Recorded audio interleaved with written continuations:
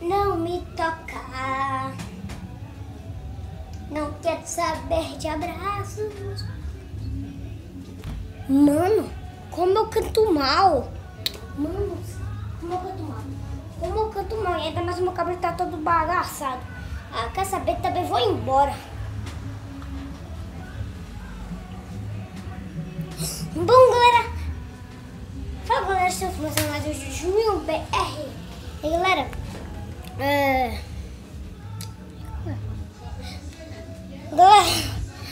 eu vou gravar vai começar uma nova série, galera, que vai ser de vlogs, galera. Sim, galera, vai ser de vlogs. Muito fera essa série. Que eu vou fazer pegadinhas. Vou fazer um monte de coisa, galera. Um montão de coisa. Eu vou fazer vlogs, fazer pegadinhas, fazer competições, fazer um monte de coisa, galera. Então, espero que vocês queiram essa série, tá bom, galera? Eu mesmo quero. Vai ser muito fera essa série. Vai ser muito fera essa série, galera. Sim, galera. Vai ser muito fera essa série.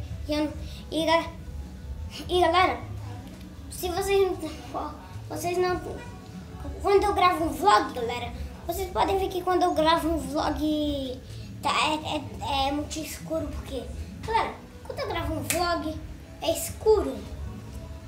Galera, quando eu gravo um vlog é escuro porque a minha câmera, galera,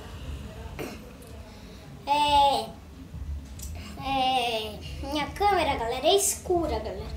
Minha câmera tá muito, a minha câmera, galera, é muito ruim, galera, pra minha câmera. Vocês não têm noção de como a minha câmera é ruim, galera. Vocês não têm noção. Por isso, galera, que quando eu gravo vlogs fica assim escuro. Minha câmera é horrível. E também aqueles de hoje em dia, pelo amor de Deus. E galera, eu não sei se eu olho pra tela ou se eu olho pra câmera, não sei. Mas galera,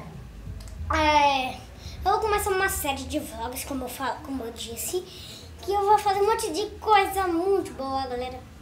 Então, espero que vocês gostem, tá bom? E é só isso que eu queria falar pra vocês. E é só isso que eu queria mostrar pra vocês. Um beijão pra vocês. E cadê eu falo? Fá.